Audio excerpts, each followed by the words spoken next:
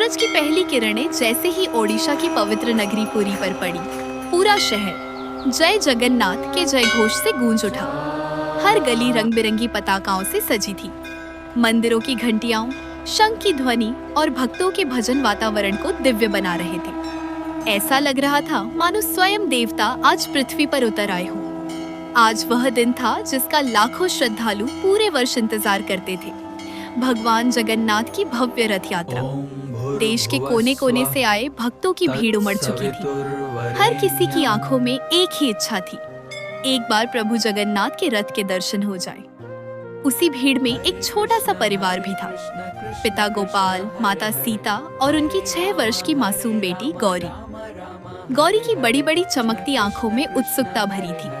उसने अपने छोटे छोटे हाथ जोड़कर मंदिर की ओर देखा और मासूमियत से बोली, माँ, क्या आज भगवान सच में अपने भक्तों से मिलने बाहर आएंगे? हाँ बेटा, आज भगवान अपने सभी बच्चों को आशीर्वाद देने स्वयं रथ पर निकलते गौरी हैं। खुशी से उछल तो पड़ी। मैं भी उन्हें हाथ हिलाकर नमस्ते करूंगी।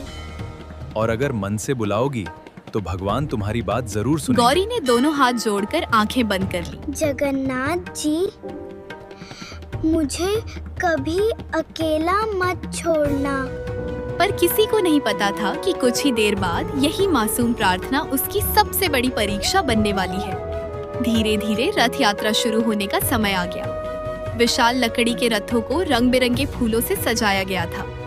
हजारों श्रद्धालु रस्सियां पकड़कर प्रभु के रथ को खींचने के लिए तैयार खड़े थे। शंखनाद हुआ, घंटियां गूंजी और पूरा वातावरण जय जगन्नाथ के नारों से भर गया। रथ धीरे धीरे आगे बढ़ने लगा।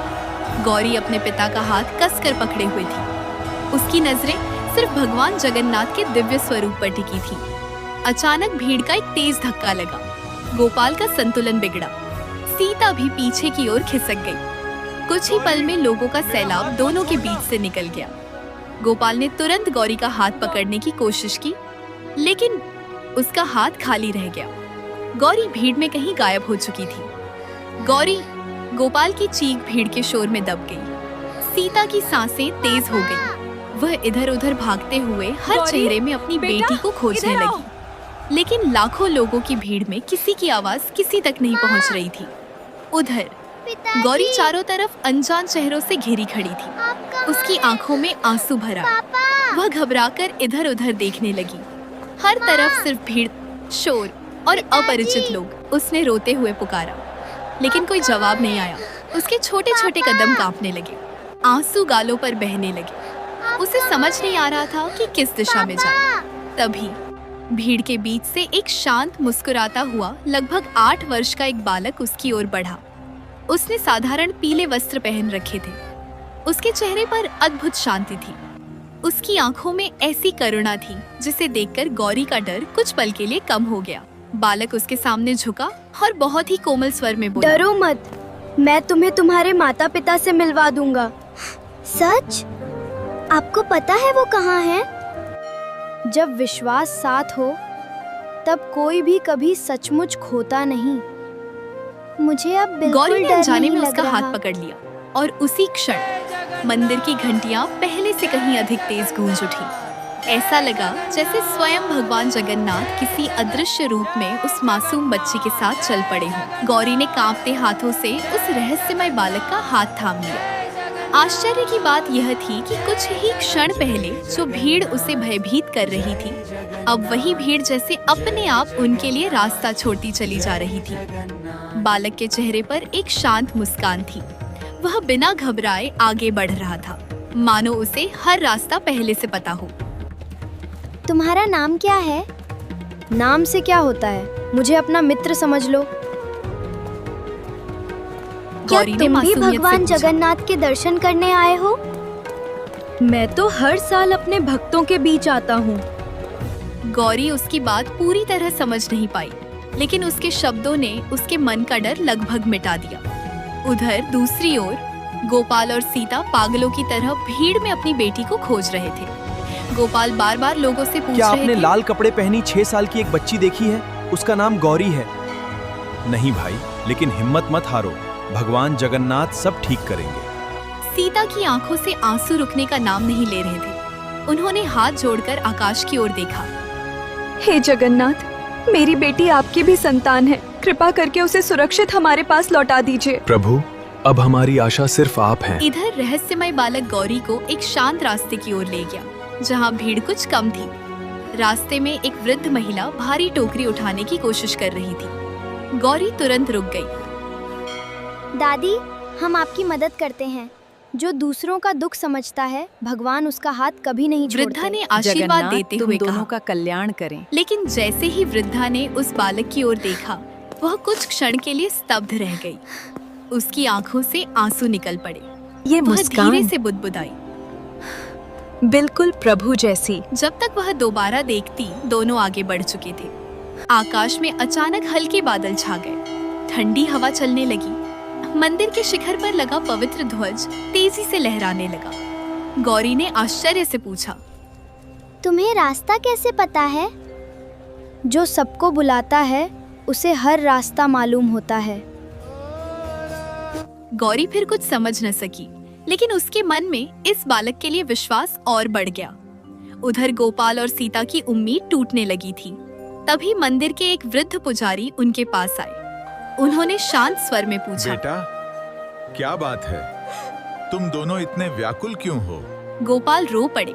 महाराज, हमारी बेटी भीड़ में खो गई है। हे प्रभु जगन्नाथ, अपनी कृपा बनाए रखिए। घबराइए मत। सच्चे मन से की गई पुकार कभी व्यर्थ नहीं जाती। कभी कभी प्रभु अपने भक्तों की रक्षा ऐसे रूप में करते हैं जिसे लोग पहचान नहीं पाते। उनके शब्द सुनकर दोनों के मन में आशा की एक छोटी सी किरण फिर जग उठी। इसी बीच गौरी और वह रहस्यमय बालक रथ के पास पहुंच गए। वहां भजन गा रहे कुछ भक्तों का समूह खड़ा था। जैसे ही बालक उनके बीच से गुजरा, एक छोटा सा सफेद फूल अपने आप भगवान जगन्नाथ के रथ से गिरकर सीधे उसके चरणों के पास आकर ठहर गया। सभी भक्त आश्चर्य से एक दूसरे का चेहरा देखने लगे। एक वृद्ध भक्त धीरे से बोला, ऐसा तो तभी होता है जब प्रभु किसी पर विशेष कृपा करते हैं। गौरी ने फूल उठाकर बालक को देना चाहा। ये तुम्हारे लिए है, इसे संभाल कर रखना। जब डर लगे, इसे देखकर याद करना कि विश्वास सबसे गौरी बड़ी ने शक्ति फूल को है। अपने हृदय से लगा लिया। उसी क्षण दूर कहीं से एक आवाज सुनाई दी। यह आवाज उसके पिता गोपाल की थी। गौरी की आंखें चमक परिवार तुम्हारा इंतजार लेकिन कर क्या रहा वह सचमुच अपने माता पिता तक पहुंच पाएगी? और आखिर यह रहस्यमय बालक कौन था जिसे देखकर हर किसी को भगवान जगन्नाथ का आभास हो रहा था? गौरी ने जैसे ही अपने पिता की आवाज सुनी, उसका चेहरा खुशी से खिल उठा। वह दौड़ने ही वाली थी कि सामने से श्रद्धालुओं की एक और बड़ी लहर उमड़ पड़ी। कुछ ही क्षणों में फिर से लोगों की भीड़ उनके बीच दीवार बनकर खड़ी हो गई। गौरी घबरा गई और उसने तुरंत रहस्यमय बालक का हाथ कसकर घबराओ पकड़ लिया। मत। इस बार तुम अपने माता पिता से जरूर मिलोगी। उधर गोपाल और सीता बार बार गौरी का नाम पुकार रहे थे। उनकी आवाज भर्रा चुकी थी। तभी वही वृद्ध पुजारी फिर उनके पास आए। उन्होंने मंदिर के शिखर की ओर देखा और बोले, विश्वास बनाए रखो। जब भगवान अपने रथ पर निकलते हैं, तब कोई भी सच्ची पुकार व्यर्थ नहीं जाती। उधर रथ के दाहिने मार्ग पर जाइए। मेरा विश्वास है प्रभु आपको वहीं आपकी बेटी से इधर मिलाएंगे। रहस्यमय बालक गौरी को उसी दिशा में ले जाने लगा। चलते चलते गौरी ने देखा कि कई छोटे बच्चे रास्ते में प्रसाद बांट रहे थे। वह मुस्कुराई। सब कितने खुशी से प्रसाद बांट रहे हैं।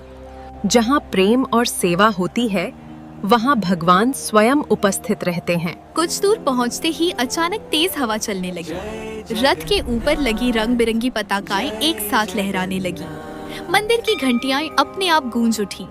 भीड़ में खड़े कई लोगों ने आश्चर्य से देखा कि रहस्यमय बालक के आसपास जैसे एक हल्की सुनहरी आभा चमक रही थी। एक वृद्ध महिला ने हाथ जोड़ ली। प्रभु, क्या यह आपकी कोई लीला है? लेकिन अगले ही पल वह आभा सामान्य हो गई। गौरी, उसी समय गोपाल की नजर दूर खड़ी गौरी पर पड़ी। गोपाल, गौरी, मेरी बच्ची। सीता ने भी देखा और बिना कुछ सोचे उसकी ओर दौड़ पड़ी। कुछ ही क्षणों में माँ बेटी एक दूसरे से लिपटकर फूट फूट कर रोने लगी। गोपाल ने भी दोनों को अपनी बाहों में भर लिया। तीनों की आंखों से खुशी के आंसू बह रहे थे। बेटा, तुम अकेली नहीं थी? नहीं माँ, ये भैया मुझे आपके पास लेकिन लेकर वह आए। पीछे कोई नहीं था। वह स्थान पूरी तरह खाली था। गौरी हैरान रह गई। गौरी, अरे अभी तो यहीं थे। गोपाल और सीता ने चारों ओर देखा। इतनी खुली जगह में कोई कुछ ही सेकंड में यूं गायब नहीं हो सकता था। उसी समय मंदिर के शिखर से एक सफेद पुष्प हवा में उड़ता हुआ आया और सीधे गौरी के हाथ में रखे उसी फूल पर आकर टिक गया जो रहस्यमय बालक ने उसे दिया था।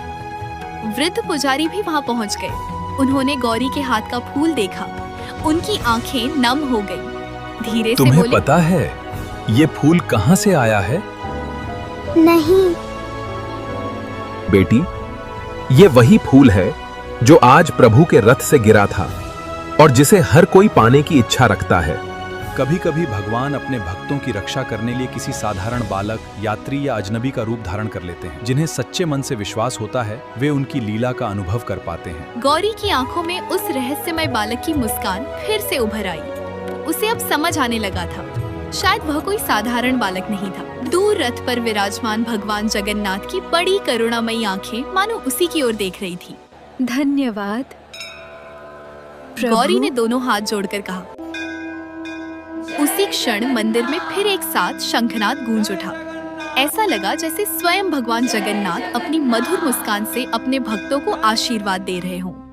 कहानी का संदेश सच्ची श्रद्धा, निष्कपट विश्वास और करुणा कभी व्यर्थ नहीं जाती। कठिन समय में सहायता कभी कभी ऐसे रूप में आती है जिसे हम पहचान नहीं पाते। आस्था रखने वाला व्यक्ति अकेला नहीं होता, ईश्वर की कृपा उसके साथ रहती है। यदि इस कहानी ने आपके हृदय को छुआ हो तो भगवान जगन्नाथ आप और आपके परिवार पर अपनी असीम कृपा बनाए रखें। जय जगन्नाथ लिखकर अपनी श्रद्धा अवश्य व्यक्त करें। यदि यह वीडियो आपको पसंद आई हो तो लाइक, शेयर और हमारे चैनल भक्ति प्रवाह SP2 को सब्सक्राइब करना न भूलें ताकि ऐसी ही प्रेरणादायक और आध्यात्मिक कहानियां आप तक पहुंचती रहें। जय जगन्नाथ। अगले वीडियो में फिर मिलेंगे। हरि बोल।